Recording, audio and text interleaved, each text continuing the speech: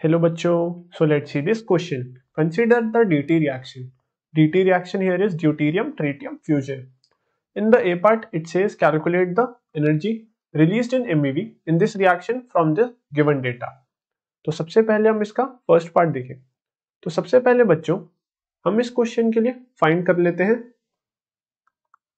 इसकी रिएक्शन जो हमें गिवन है, that is given 2,1 hydrogen plus 3,1 hydrogen gives 4,2 helium plus neutron. तो इस क्वेश्चन में अगर हमें कैलकुलेट करनी है energy which is released in MeV, तो we have to find the Q value here.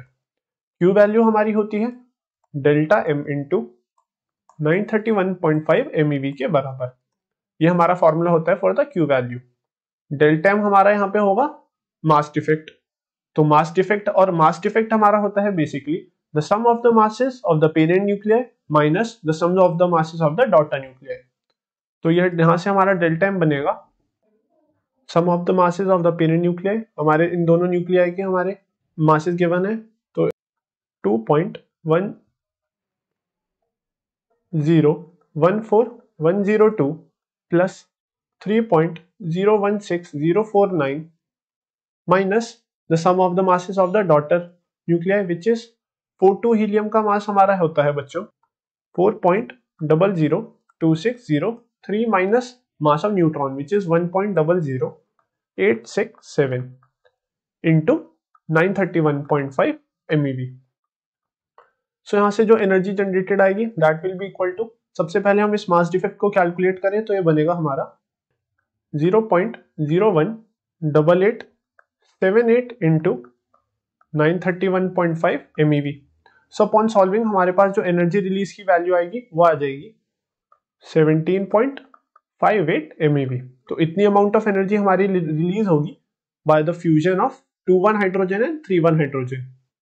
अगर हम इसका सेकंड बी पार्ट देखें तो in the B part it says consider the radius of both deuterium and tritium to be approximately 2 femtometer. What is the kinetic energy needed to overcome the Coulombic repulsion between the two nuclei? To what temperature must the gas be heated to initiate the reaction?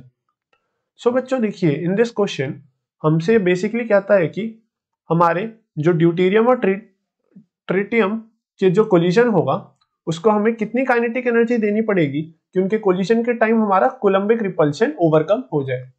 तो बच्चों जो हमें उसको kinetic energy देनी पड़ेगी वो equal होगी to the potential electrostatic potential energy between them. And potential energy का हमारा फॉर्मूला होता है in electrostatics that is 1/4 epsilon naught Q square over divided by R.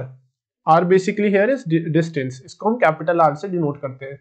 और बच्चों जब एक ट्रिटियम न्यूक्लियाई और एक ड्यूटेरियम न्यूक्लियाई कोलाइड करेंगे तो उनके बीच का जो डिस्टेंस होगा, जो इनके बीच का डिस्टेंस R होगा कैपिटल R, वो बेसिकली इक्वल होगा 2 इंटू रेडियस. तो जो R हमारा आ जाएगा बेसिकली 2 इंटू रेडियस के बराबर. तो पोटेंशियल एनर्जी इक्वल होगा 9 into 10 to the power of 9 into 1.6 into 10 raise to the power -19 का whole square divided by distance between these two nuclei which is 2R, 4 femtometer which is 4 into 10 raise to the power -15, और ये हमारा आ जाएगा in joules. So upon solving हमारे पास जो energy आ रही है that is equal to 5.76 into 10 raise to the power -14 joules के बराबर. सो इतनी हमारी एनर्जी आ जाएगी बिटवीन दीज टू न्यूक्लियाई. जो हमें काइनेटिक एनर्जी देनी पड़ेगी basically that will also be equal to 5.76 into 10 raise to the power -14 joules के बराबर, जो हमें देनी पड़ेगी to overcome the coulombic repulsion.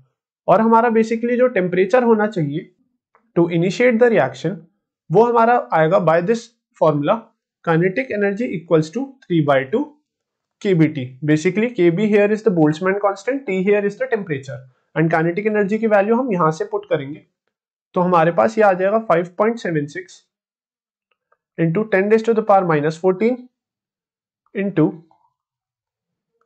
2 divided by 3 into kB की वैल्यू होती है बच्चों हमारी 1.38 into 10 raise to the power -23.